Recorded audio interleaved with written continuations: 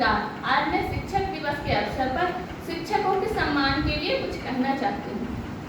अवसर मिला है आपको सम्मान के लिए, अवसर मिला है आपको सम्मान के लिए, एक बेहतर समाज का निर्माण के लिए।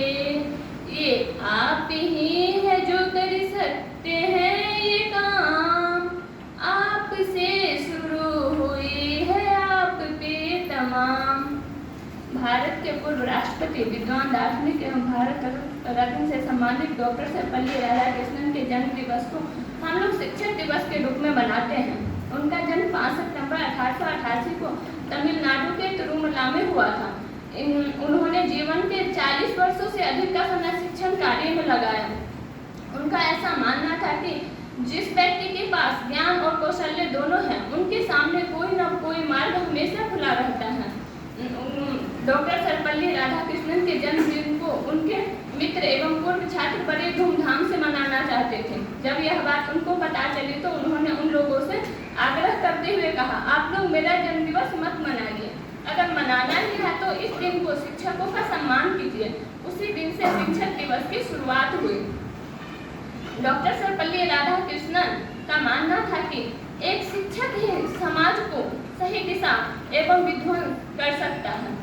यह एक शिक्षक के सृजन शक्ति का कमाल है कि वह एक साधारण से बालक नरेंद्र को स्वामी विवेकानंद बनाकर के विश्व में विख्यात कर सकता है तथा एक साधारण से न्यूज़पेपर बेचने वाले बालक को अब्दुल कलाम बना करके मिसाइल मैन के नाम से विख्यात कर सकता है। दोस्तों, समय और समझदारी दोनों अलग अलग चीज है, दोनों एक साथ नहीं होती।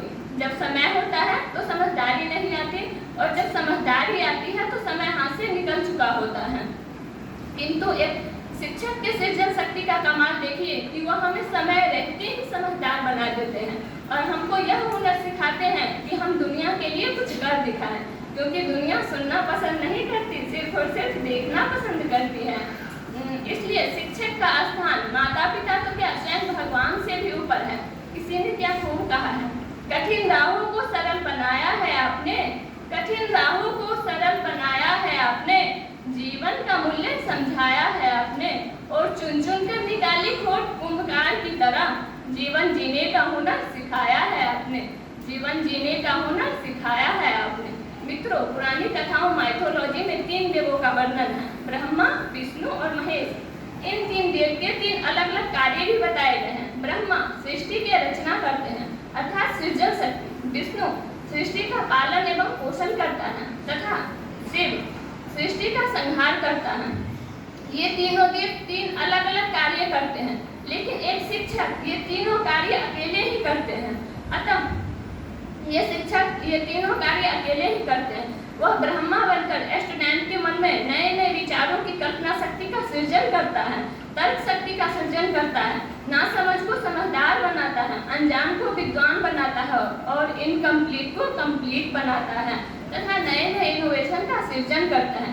वही शिक्षक दूसरी ओर विष्णु रूप में पालन और पोषण करता है अनुशासन का, डिसिप्लिन का, टाइम की पंक्चुअलिटी का, टाइम की मैनेजमेंट का। वह हमेशा पोषण करता है सदाचार और सद्विचारों का, विकास उन्मुखी क्रियाशीलता का तथा वही शिक्षक रुद्र रूप से संहार करता है विद्यार्थी के भीतर भय और आलस्य के परामार्थ के दीर्घसुखता का। वह हमेशा समन करता है नाकामयाबी का, अवसादों का, नकारात्मक विचारों का समन करता है और हमें साहसी, उत्साही और स्वावलंबी बनाकर तैयार करता है समस्या के समाधान के लिए, नई खोज और अनुसंधान के लिए तथा समाज और देश के लिए।